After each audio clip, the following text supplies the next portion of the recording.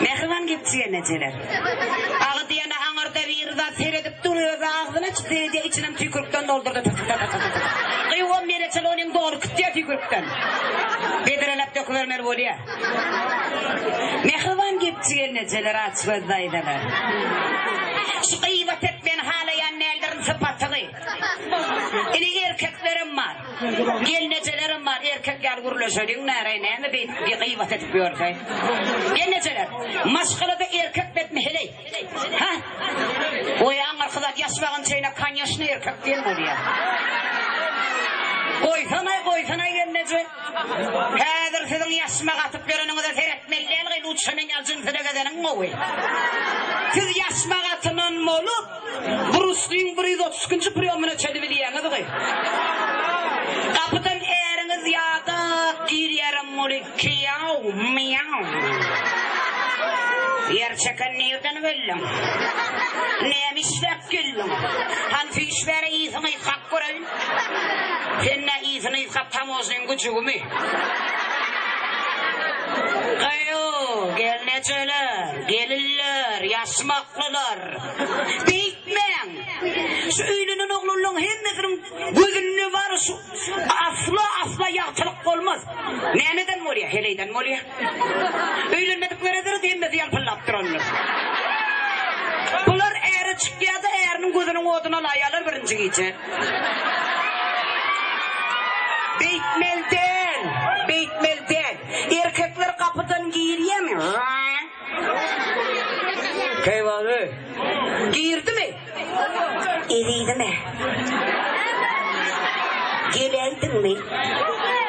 Yadadın mı dedim saydım mi? Bir çevedek şun yal tonuna urlak kurun. Erkek kurguldun yani yürek para pagas para var yara olar.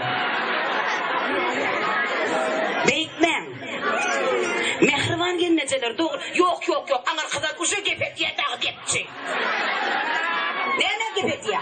Kayıvımın borup dursun kemçinin. Erkeklerin tarafın çalın mol ya kemçinin mol. Yok gelnece. Men iki tarafım diyen aytsak.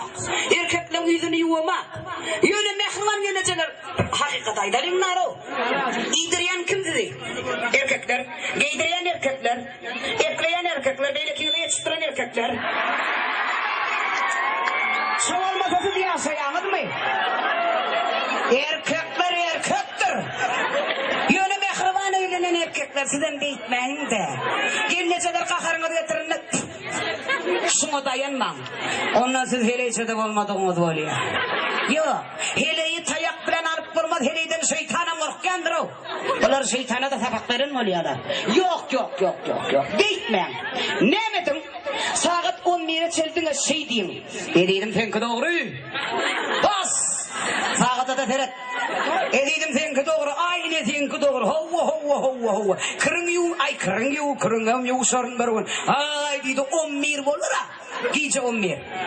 Dileyene de gelneceler dilev tüşüyere. Şunla ganiyat edin bunları. Mehriban dağırlar. Yine tüvelimi.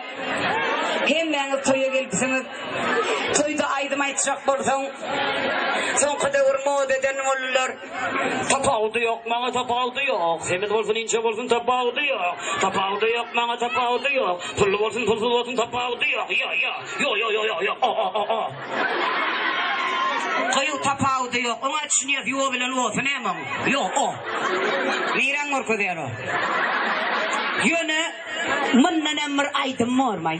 Tapağıdı yok. O ehil tapağıdı yok musun aydım? Kalın var ne yatırıp birinci gece yanına yatanın tapağıdın bilden senden mal mı? Ya beyle kaydım mı? Bu susmak bolana. Men adağlı. Patrada gitmek bolana. Men adağlı.